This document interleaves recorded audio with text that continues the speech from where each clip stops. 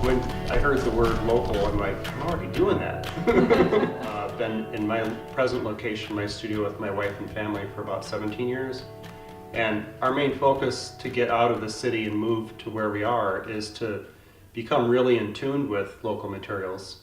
I work with hay and straw, cattails, any trees. Everything has a different mineral content, and depending on where it's growing, it will actually take up from the ground different minerals also. So when you burn that down to its essence, its ash, it's a whole palette of colors. I pitched this idea that it would be interesting to get local companies to team up with local artists to produce work that neither the artist nor the company would typically produce on their own. My initial meeting with Angie kind of cemented the deal. He was enthusiastic about the project and willing to help in any way he could. The fact that I don't have to hardly concern myself with, getting materials that I need. They oftentimes will cut it for me. They've been very accommodating. When they see what you've actually made, they're surprised because they only see whatever it is they normally make on a day-to-day basis. And so if you come in with something they've never seen before, never contemplated, and maybe it's not something that they could actually make money off of, it's unusual and unique and special. And so I think their curiosity is piqued from them. Today I just picked up from Blocksom Company 80 pounds of cord, and I'm actually going to burn that and then collect it as ash. And then what I do is I take that dry ash and screen it. Here's some of the local clay I'm digging out from our property. And basically I just crush it, get it pretty dry, and I have to screen it. So see how this is more powdery. And then this is the core that we just saw burning.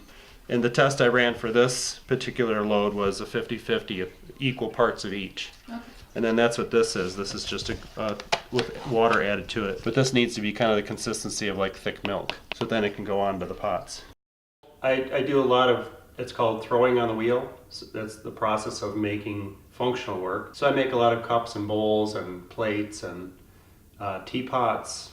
That's kind of my bread and butter. There's a big movement afoot towards locally sourced products. It's good to explore, first of all, what is available locally, but it just makes sense to use products that are available locally. I've got a friend with a tree service who needs to just dump truckloads of wood somewhere to get rid of it. It's a waste product to some people, but to me I turn it into firewood.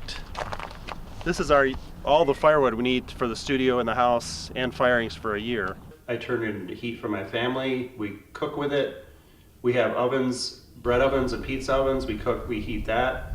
So it becomes this bigger picture that I think most people don't even realize is out there. And then this is actually where all the fire goes in to heat the kiln. So this gets preheated with charcoal for about overnight basically. And then I get up super early in the morning and just start stoking these larger chunks of wood here. Then basically this is just all these bricks we brick up to seal it. Once the pots are in, we seal the door up and then we start the firing. A lot of times in this global society that we live in, we forget what is available in our neighborhoods and in our own backyard. So I think it's good to focus on it, even if it takes a special exhibit to do it.